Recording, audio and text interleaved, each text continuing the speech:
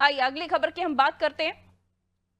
और चलिए, ये बात हम छत्तीसगढ़ की कर रहे थे, जहां पर आपने देखा छत्तीसगढ़ में लगातार जो है अब नेताओं की वापसी कराई जा रही है। 18 नाम सामने आ चुके हैं।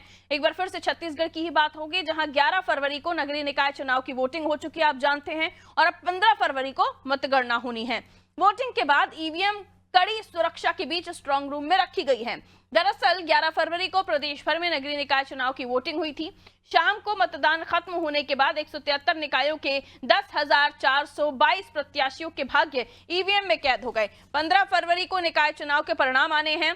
इससे पहले रायपुर के सेज बहार के इंजीनियरिंग कॉलेज को स्ट्रांग रूम बनाया गया है, यानी यहाँ पर सारी ईवीएम पेटियां रखी हुई हैं, जहां कड़ी सुरक्षा के बीच ईवीएम तो रखी हुई है, वहीं सीसीटीवी कैमरों के साथ पुलिस जवान 24 घंटे निगरानी में तैनात हैं।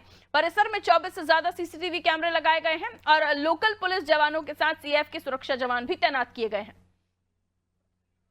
और चलिए, खबर पर जानकारी के लिए कुलभूषण एक बार फिर से हमारे साथ जुड़े हुए हैं। नगरीय निकाय चुनाव संपन्न हो चुके हैं, ईवीएम में प्रत्याशियों की किस्मत कैद हो चुकी है, लेकिन 15 तारीख को इनकी किस्मत खुलेगी, क्या कुछ निकलेगा ये तो बाद की बात है।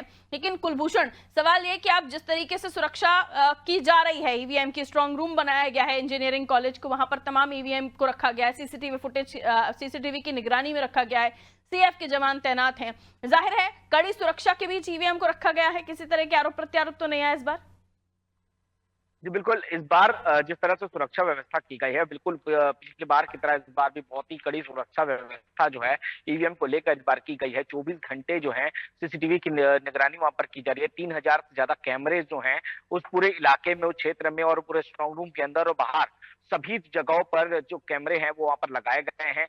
सीएफ के जवान है, करीब 600 से ज्यादा जवान जो है उस पूरे इलाके में। और चूंकि भी 15 फरवरी तक जब तक परिणाम नहीं आते तब तक जो हालात होते थोड़े संवेदनशील होते हैं, तो उसको लेकर सुरक्षा व्यवस्था जो है वो काफी कड़ी वहां पर लगाई गई है। आने जाने वालों की वहां पर चेकिंग की जा रही है। किसी भी अज्ञात या फिर किसी भी असामाजिक तत्व इस तरह से अगर कोई वहां पर दिखते हैं तो उनको तत्काल वहां पे रोका जा रहा है, उन पे पूछताछ की जा रही है, कार्रवाई की जा रही है। तो इस तरह से पूरी तरह से जो व्यवस्था है, सुरक्षा व्यवस्था अगर देखा जाए तो बहुत ही कड़ी सुरक्षा व्यवस्था है। खासतौर पर विशेष टीम को भी यहाँ पर बुलाया गया था, विशेष बल भी यहाँ पर लगाई गई। तो ओवरऑल तो अगर देखा जाए तो काफी अच्छी सुरक्षा व्यवस्था है। अब ये तो देखने वाली बात होगी कि 15 फरवरी को क्या नतीजे इसके होते हैं।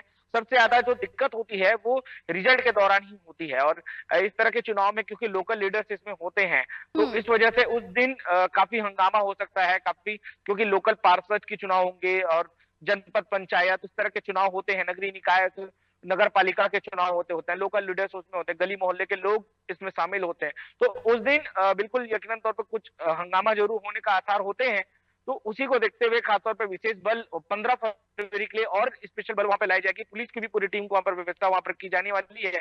तो इसको ये देखना होगा कि अब तक जिस तरह व्यवस्था है काफी अच्छी व्यवस्था है। 15 को इसके नतीजे क्या रहते हैं ये देखने वाली बात होगी। बिल्कुल, 15 तारीख को नतीजे क्या आएंगे वो तो इंतजार है ही, लेकिन इस बीच जो खबर रही कि ईवीएम को सुरक्षित रखा गया है, सीसीटीवी कैमरों की निगरानी में रखा गया है और तमाम दल इस पर कहीं ना कहीं ईवीएम की सुरक्षा के मामले में संतुष्ट नजर आ रहा है। बहुत शुक्रिया कुलभूषण जानकारी देने के लिए। तो सेज बहार इंजीनियरिंग कॉलेज स्ट्रांग रूम बनाया गया है, जहां पर तमाम ईवीएम पेटियां रखी हुई हैं, निगरानी पूरी रखी जा रही है, सीएएफ पुलिस के जवान तमाम निगरानी रखे हुए हैं। और उसके अलावा 15 तारीख का इंतजार है जब ये ईवीएम पेटियां बाहर आएंगी और जो प्रत्याशी जिनकी किस्मत तय की जनता ने 11 तारीख को, उनकी किस्मत में क्या लिखा है जनता ने 15 तारीख को पता चलेगा।